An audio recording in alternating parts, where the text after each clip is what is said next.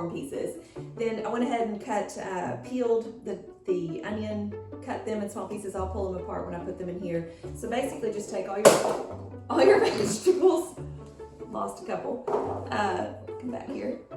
And like I said, we're just using potatoes, carrots, and onions. I'm going to split these apart. This, even if you don't think you like onions, I would never in a million years, you couldn't pay me to eat this right now.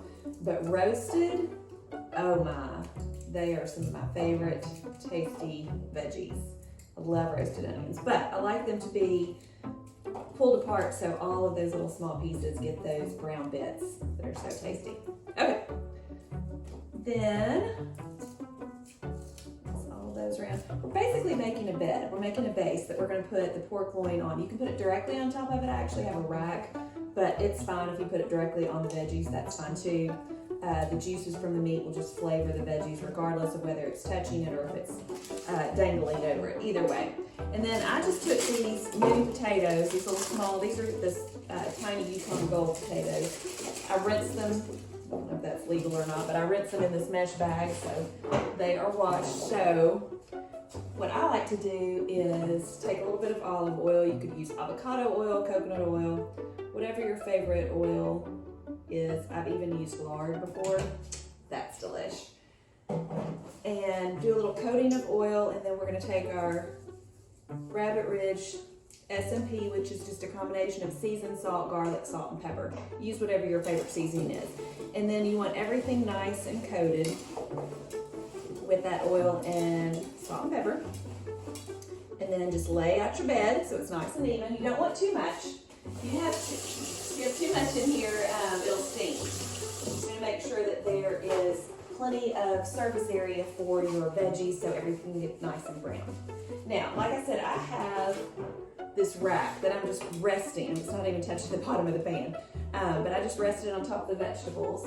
And then I take the pork loin. Now, it's important to pay attention how big your pork loin is. This is 2.82 pounds to be exact. You can see it's pretty lean. All the fat has been trimmed, so it's just all that good meat. And another quick rinse. And all I'm going to do to this is just a little bit of salt and pepper, our Rabbit Ridge Farm salt and pepper, just over the top. I'm not going to add any oil. There's a small amount of fat on there, that's plenty. And our pork is pretty marbled, so I don't want to add any extra fat. This is a cut of meat that you need to roast, or you could cut it into individual chops and grill them or sear them. I do not find a pork loin to be the right meat to stew or to braise. There's just not enough fat.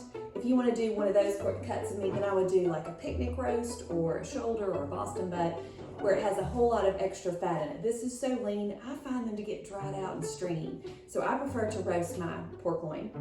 So we're going to pop this in a 350-degree oven. You need a meat thermometer. A meat thermometer is your friend. We're going to cook this for 20 to 25 minutes per pound. So do a little math. I'm going to start checking in about 40 minutes. You do not want to overcook your pork. People, listen to me, trust me, do not overcook your pork. I didn't like pork when I was young because, love you Mom, but you overcooked it. Back in those days, they told you that you need to cook it until it was dried out. You don't need to. 145 max. 145 is where you want this meat to be. So I'll probably pull it at 140, tempt it, and let it finish resting. So I'll see you in a bit. I'm gonna let this thing cook.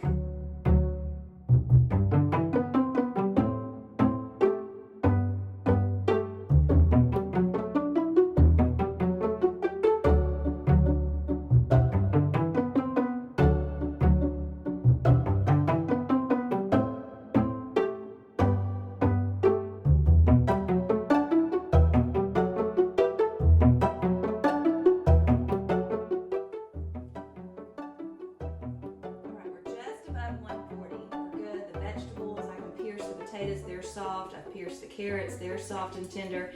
I can see the bottom is starting to get some color. So we are ready to pull this baby out. So we're going to take it out.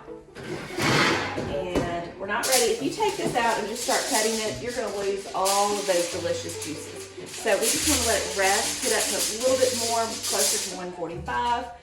And carefully cover it with some foil. Everything will continue cooking, but not overcook. I'd let it rest for a good 10-15 minutes and then we'll start carving it. Check out this beauty.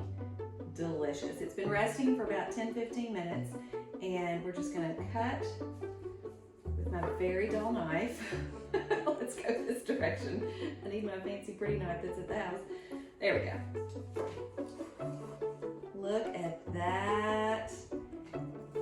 Just barely done. Juicy, delicious, brown and crispy on top. All right, so we've got, whoops, get up there, meat. And then, about to feed Dave, so I get one more piece just for good measure. All right, and then look this. I mean, look at these veggies. Now you'll see some bits of fat from the meat. There's nothing wrong with that, it's perfectly fine. But look at those veggies. Delicious, soft, tender. If you wanted more brown bits, you could leave them in there for a little bit longer and crank up the heat. Take the meat out, obviously, so it's not continuing to cook. Just lift up the rack or lift up the pork loin, let it sit on a cutting board wrapped in foil or just covered in foil. Put these back in the oven, crank up the heat to like 450 and let them go for another 10 minutes. Then you'll get those nice dark brown bits. But these are perfectly done, soft and delicious.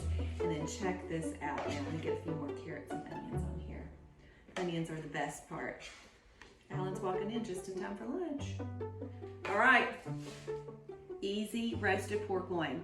I encourage you to make it for dinner tonight.